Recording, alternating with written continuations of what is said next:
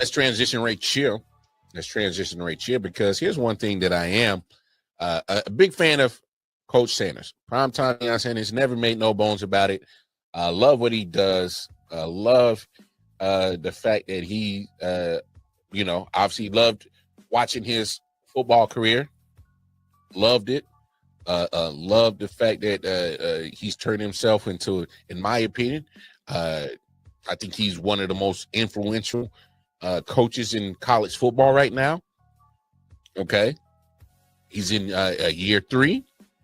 Obviously, the expectations, it's kind of weird on the talk around Prime is probably the most quietest year. I don't know, he doesn't have one of the best recruiting classes this year, so it's been quiet on that end. Also, it's just he came off a very successful second year after only winning 4 his first year. This year, to me, in my opinion, is the true year of Coach Primetime Deion Sanders. And the reason why I say that is because along that came with him, came with Shador, came with Travis Hunter, came with Shiloh. All right. So this is going to be the year where a lot of, I guess, critics, you're going to look at it and say, oh, look, especially if he doesn't exceed the season he did last year. So 4 wins, 9 wins last year.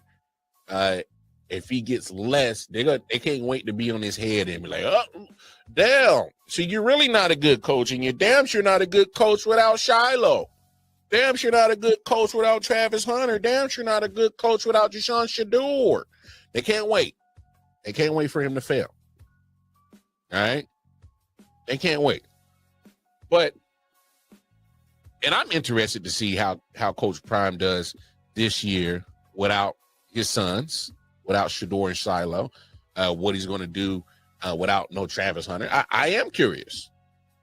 Me being a fan of him, what is the team going to look like without those certain pieces? You know what I'm saying? But he was at Media Day, Big 12 Media Day, all right? And he had some interesting things to say, okay? And it's more things that he brought to actually, change, make better for the NCAA football game. And here are some of the things that he implemented. Some of those things, it's just 3 off the top of my head. You called it one. Here we go. What I would change in college football, it has to be, and they're trying to implement it. It's got to be a salary cap on this stuff because this stuff is going crazy and nobody know where it's going to land, where it's going to end. And you have so many different doors. It's like I would see a player that said he got an offer from another school, and I'm trying to figure out why you guys haven't investigated it and how is that possible when the guy's not in the portal? How's that? Now, if that was one of my players, you guys would be all over it. I'm trying to figure out how can somebody say, you got a $5 million offer? How? And the kid is not in the portal. So I think we need to be upright and upstanding. Secondly, I like the professional rules to be implemented in college. They're getting ready to be pros. So let's go 2 feet in, on the catches. Let's mark the foul if it pass interference. Let's do the same thing the pro game is. Let's do it to college. And let's do something about the uniforms. We got guys out there in backer shorts. That makes me sick because I'm a football guy. Like I played this game at a high level and I have so much respect for this game. And how can we allow guys out there in backer shorts? No knee pads, no nothing, literally pants up under their thighs, and that's cool. So I think there should be a fine implemented for that stuff. And let's have more respect for this tremendous game. Now, I could go all day when you talk. by making some changes, but we have a pretty good game, a darn good game, one of the best games, I think, in sports. That's why we attract so many people, especially the Colorado Buffaloes. We attract so many eyeballs. You want to see us win, you want to see us lose, but you want to see us. But I wish we could implement some of those things. It's just 3 off the top of my head. He said just 3 off the top of my head. Hey, man, I love Coach Prime, man. He did say something real, though, at the end. He said, whether you want to see us win or see us lose, you want to see us. No cap, all right? No cap detective. I love it. I feel the same way, Prime. I feel the same way. Obviously, I'm not on your type of level of people wanting to see me win or see me lose, but they wanting to see me. I'm not at that level, but I feel what you're saying, though, Prime. I feel you, dog. Anybody feel you, dog? I feel you. But in all seriousness, no. Let's look at the 3 things that he did say to make the game better.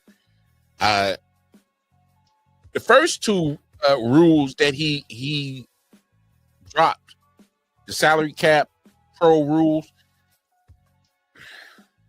I love it when people of higher profile names, like a Prime Deion Sanders, has said something that I've said some time ago.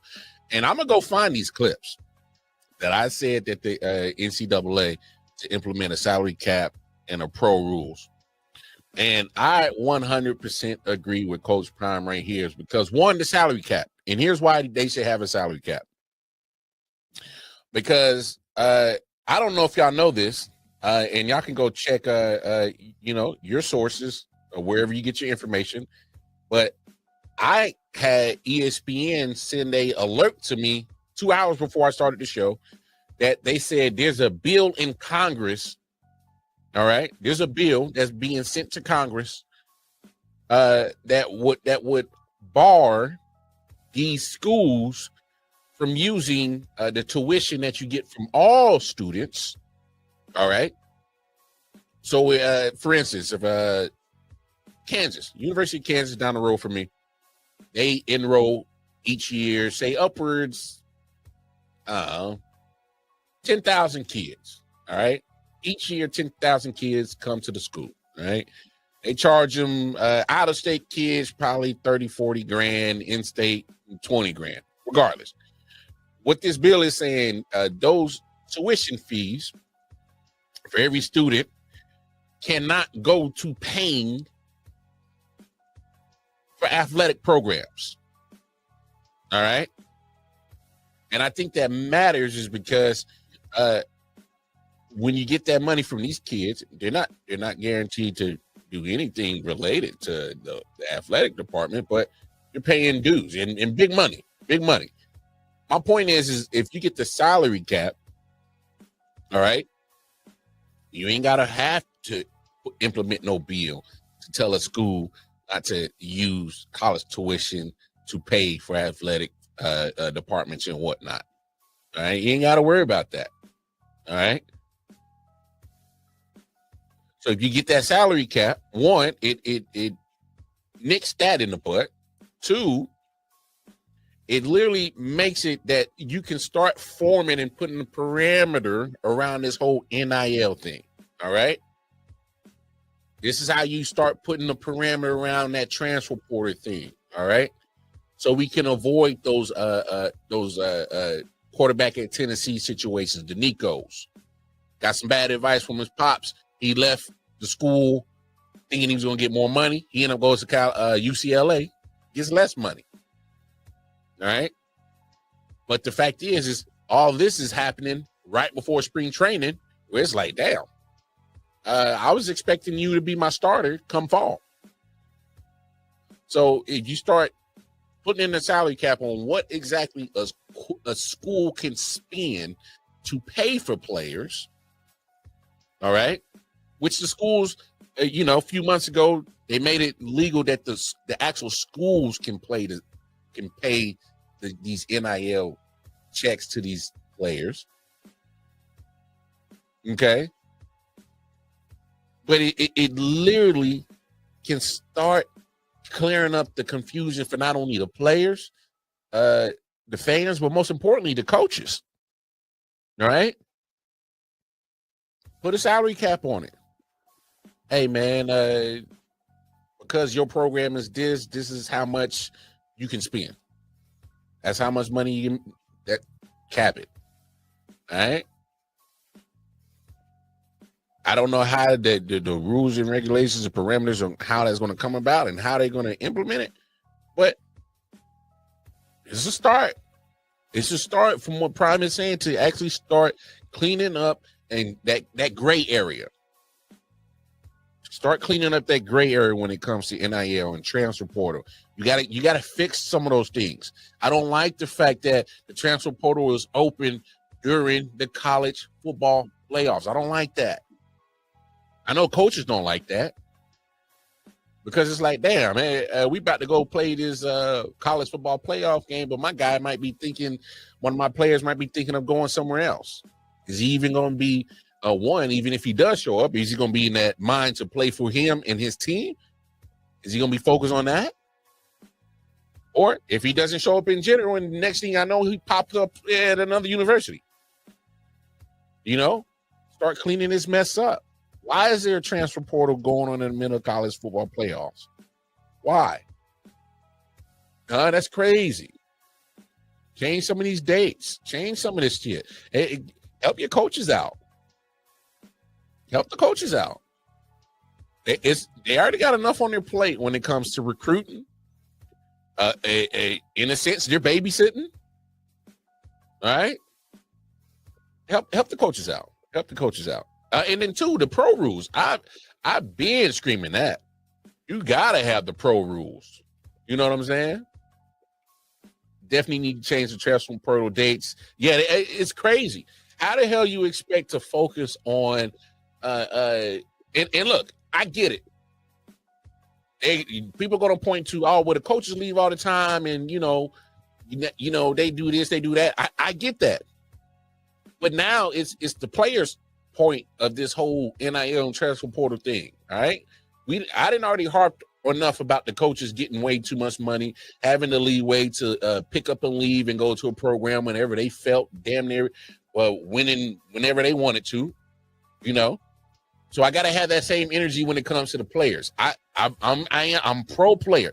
Get your bread, get your money, change your circumstances, change your life, change your family's life. If that's what you see fit, I'm cool with that. What I'm saying is that when you see the Nico problems of him getting bad advice, leaving his team, getting less money, or a bidding war for a certain player for NIL money to sign with my school and program, or and they're not even guaranteed to stay there for all 3 or 4 years that they'll play, because next year, there could be a team that's saying, hey, man, this booster is willing to give you $5 million to come play at my squad. There's going to be times where kid might pick up and just leave. But that's what Prime was talking about. How is he getting a $5 million offer, but he's not in the portal? We shouldn't know that. You should only know about your actual offers, your NIL offers, if your ass is in the portal. If the kid ain't in the portal, what are you talking about? He got a $5 million deal on the table. How? What are we talking about? So as much as I give the coaches and all those admins all the hell about, y'all move freely and chase the bag. Well, now that the NIL is happening, there's players chasing bags. All right, let's just call a spade a spade. And I'm not going to knock it. All I'm going to say is if we're going to ask for rules and parameters about the players, you need to ask about the coaches. It needs to be the same. All right, same thing. Because I'm telling you right now, there's going to be a point in time. There's going to be a college coach. All right, and I haven't heard of it happening yet. But there's going to be a point in time. There's one of these coaches. They're going to be looking at their salary, and then they're going to be looking at their QB1 salary, and they're going to be like, huh? How the hell you making $5-6 million, and I ain't nowhere close? There's going to be a day that there's going to be a coach that's going to be mad as hell because they already get mad at the players really getting paid, and I'm kind of still laughing about it because you got to understand, folks. These college coaches are state employees. They're employees of the state. All right, because those are university, state-funded, federal-funded institutions for the states. All right, Colorado. They're named after the states. Like literally. So when you look at, when Nick Saban was making $12, $13 million a year, he was the highest paid state employee, state of Alabama. Have y'all ever been to Alabama? I haven't. I've seen a lot of pictures, and I've seen a lot of motherfuckers come from Alabama. Hey, me personally, I ain't got no business being down there. I probably never go to Alabama, but Alabama, even look at your, your fiscus, stats that come out every year. Alabama poor as hell.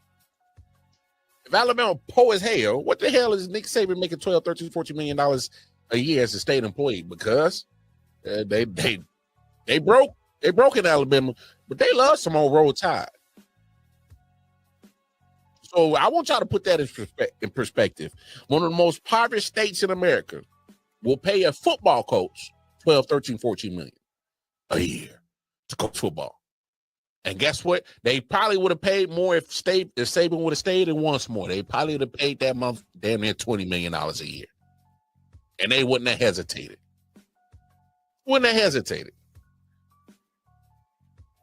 But come on now. We got it. I'm all about players getting their bread, but I was against that before. Oh man, no rules, regulations. Well, regulate the coaches first. Where I'm at in the talks when it comes to NIL and all that stuff, if you're gonna regulate the players, regulate the coaches, everybody gets regulated. That's my opinion, and I'm gonna stick with that. But the pro rules in number 2 on what Prime was talking about, man, come on. Wow. How has the NFL and the NCAA not come together and say, hey, let's come up with a universal rule book?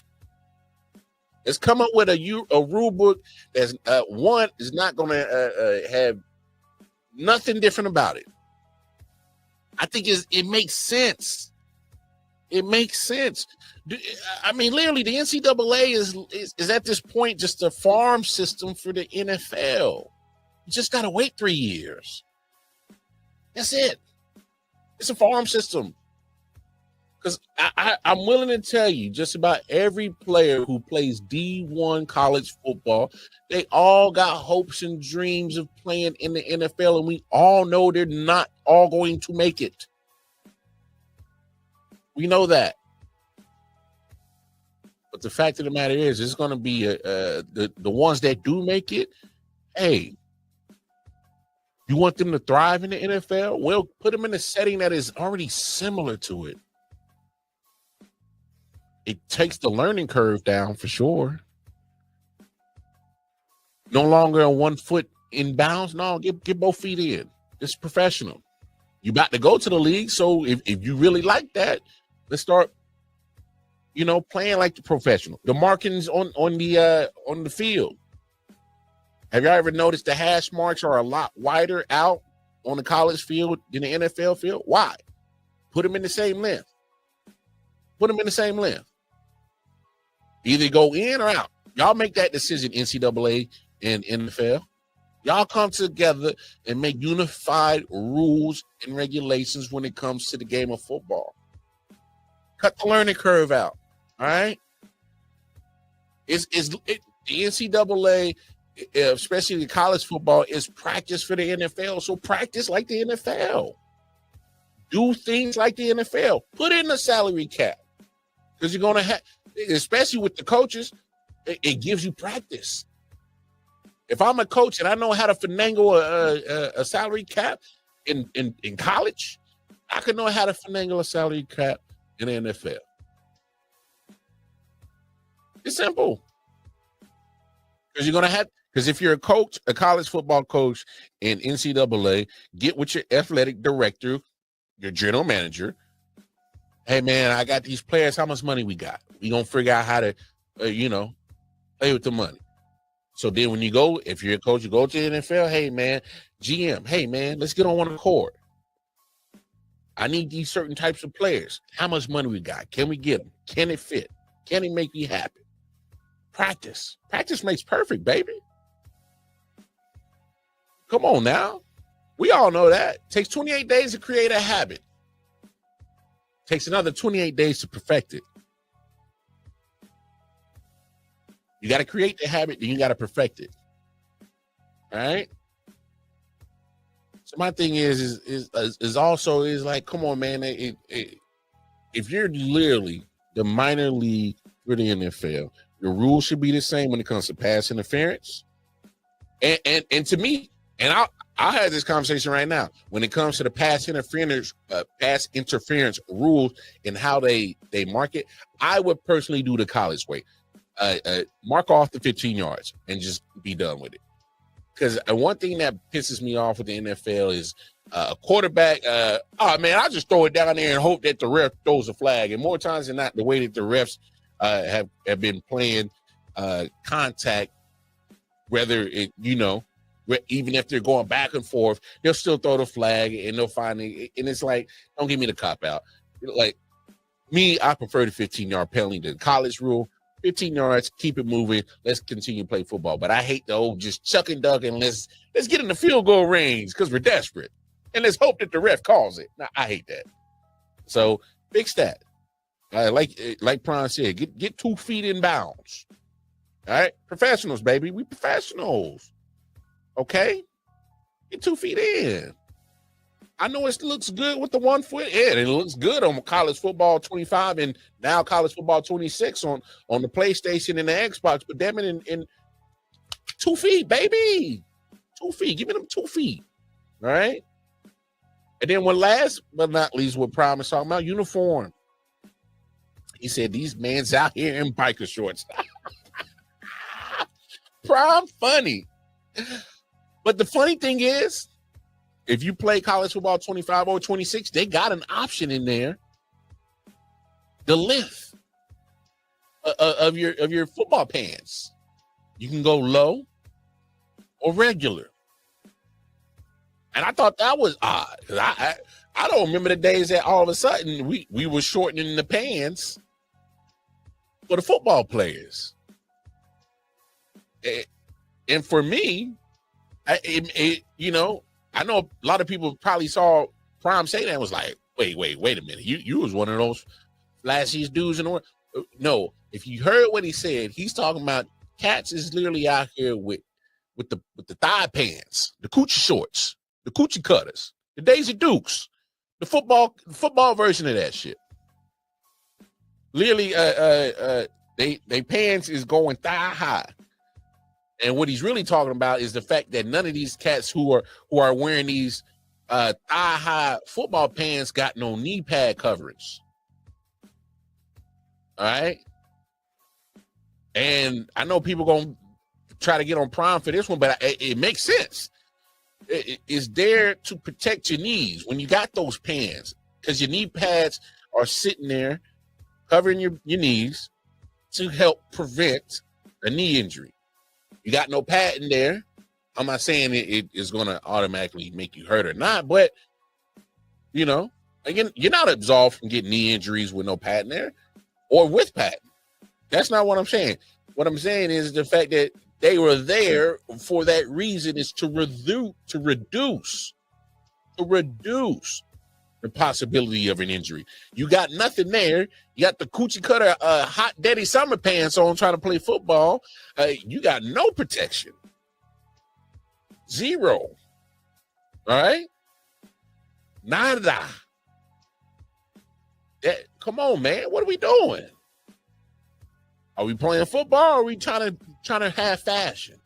And don't get me wrong. I like the drip. I like to look good on a football field, basketball field, or basketball court, baseball, diamond, whatever sport I played, I like to look good. I get that. But I wasn't compromising the actual purpose of certain equipment because it had a purpose there to begin with. I didn't mess with that. All right. I like to look good, but one thing about looking good is you ain't fucked up. All right. There's only a certain extent of looking good when you're fucked up. All right. Ain't too much you can really do. And ain't too much of looking real glamorous, with your knee bit the other way.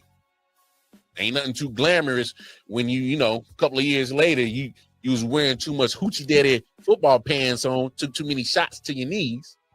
Now all of a sudden, you looking like an inverted V. What we talking about? I'm just saying, I'm not going to compromise my safety and my ability to walk away with the game to look good. That's just me. So I understand what Prime is talking about when it comes to the uniform. I'm not a big fan of the belly thing in college football.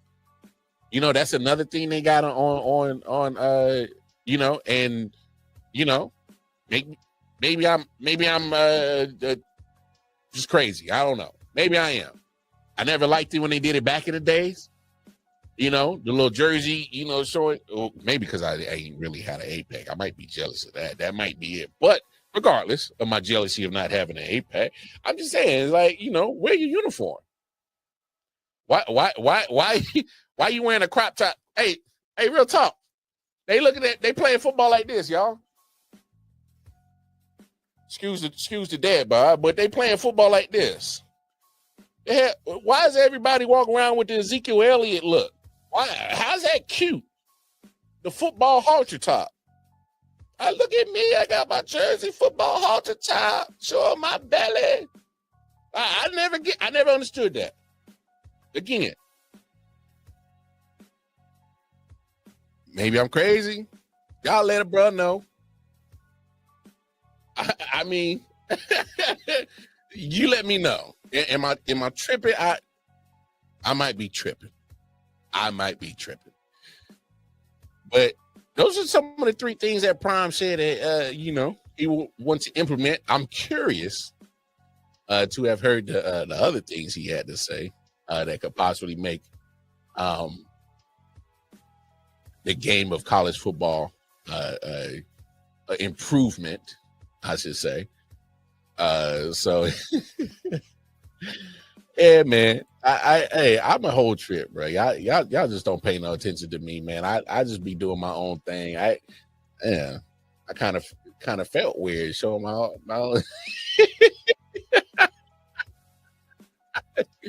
But look, man, let's move the conversation. Yeah. Silent Hill TDS, what's up?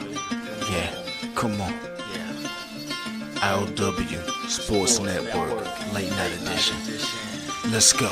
Come on. We about to raise the bar.